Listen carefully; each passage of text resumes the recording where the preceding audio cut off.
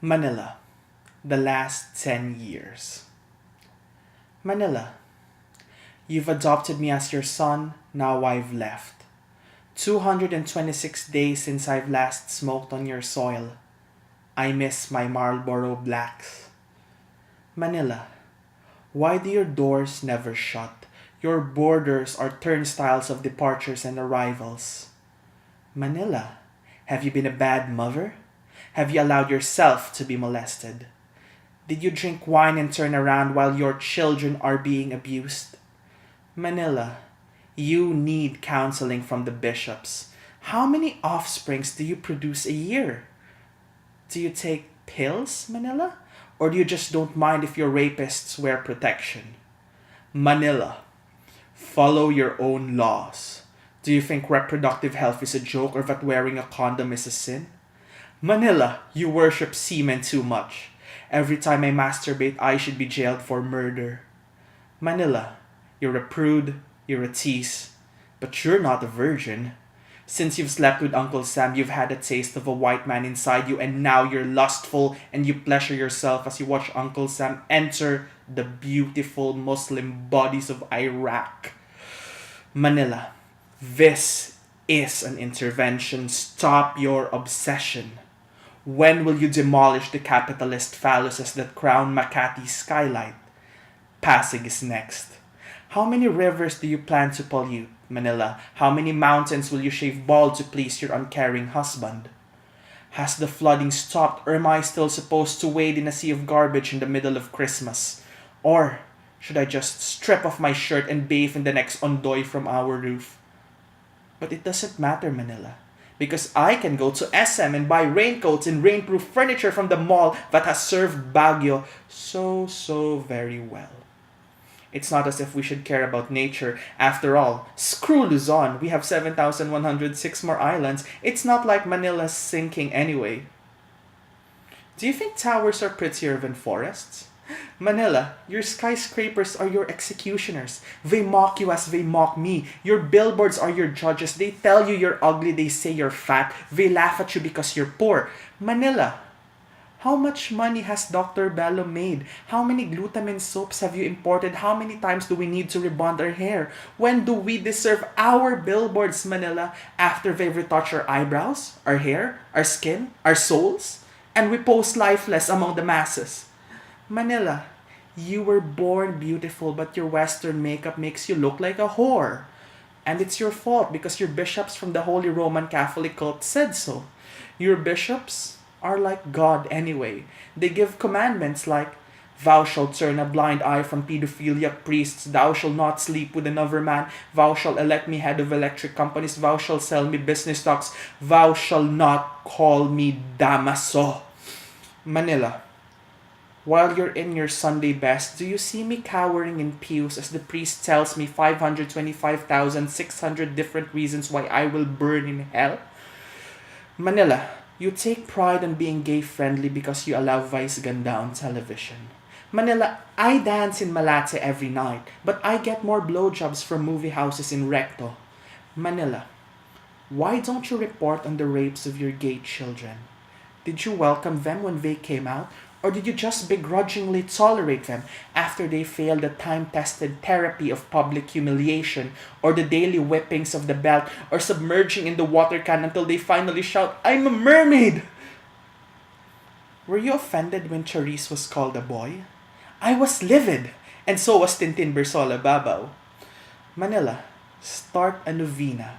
Light up all the candles in Baclaran and pray for my queer asshole. Manila, come into my bedroom. I'm about to have cyber sex with a stranger. Can I open his webcam or do I need your permission?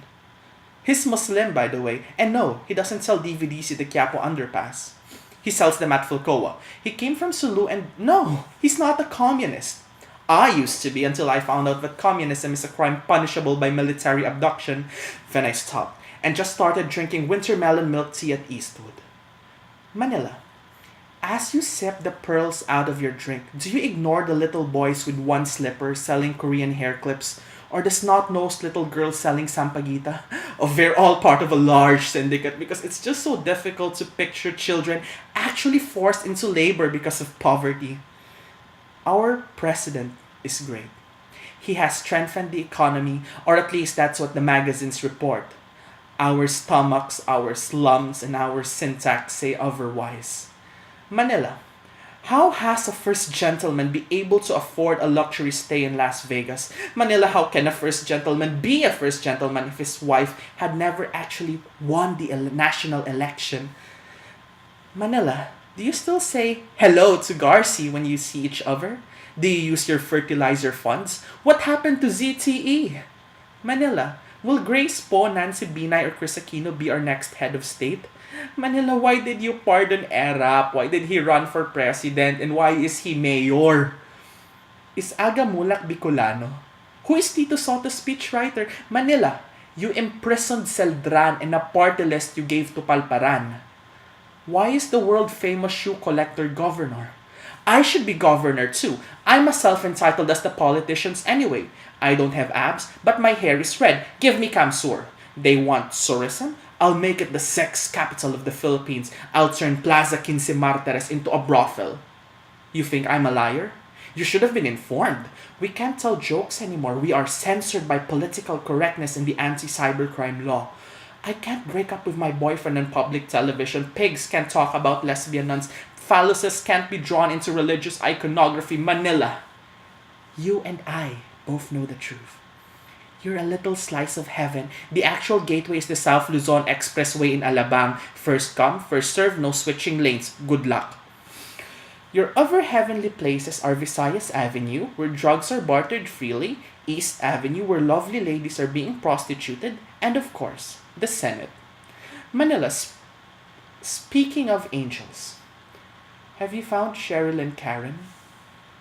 Have families broken by martial law been reunited? Have you finished the suffering of Muslim Mindanao? Have you allowed the residents of Caramoan back to their homes? Manila save Taiwan. Manila save Sabah. Manila save China. Manila, will your reforms resurrect Cristel Tejada, or will she be as forgotten as Maguindanao, as Menjola, as Hacienda Luisita? When will you stop cleaning the blood of your hands like Lady Macbeth? When will you remove the price tag on knowledge? When will neoliberal education end? What good is 2 more years of school when we remove science and have twice as much English than Filipino? What is our national language, and what language is the Constitution written in? Manila, stop forcing ideas into my head. It's too full with the ramblings of the guy who said, "You don't do that to me," and made young boys grind their crotches on public television. Every day, I tune in to watch your showbiz gossip. News is just too repetitive. Someone was murdered, someone was robbed. It must be a Tuesday.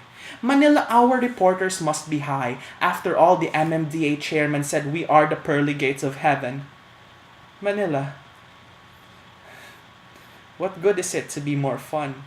What good is it to drink Red Horse and belt out eraser heads? What good is it to laugh, to smoke weed, to masturbate in the dark, to have sex with strangers, to study, to graduate, to dream, to work, to toil, to think, to be activistic, to live when we, your children, are starving all day?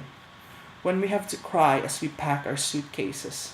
When we leave our family and friends, when we have to say goodbye to our imperfect home we have loved despite everything in favor of the almighty dollar.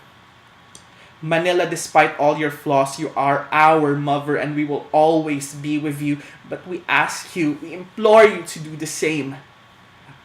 Put your children first. Leave your abusive relationships and see that deep inside each of us is a patriot. Because when planes land on Naiya, aside from the smelly fog, the first word we see is Mabuhay. Mabuhay, Manila. Be delightful.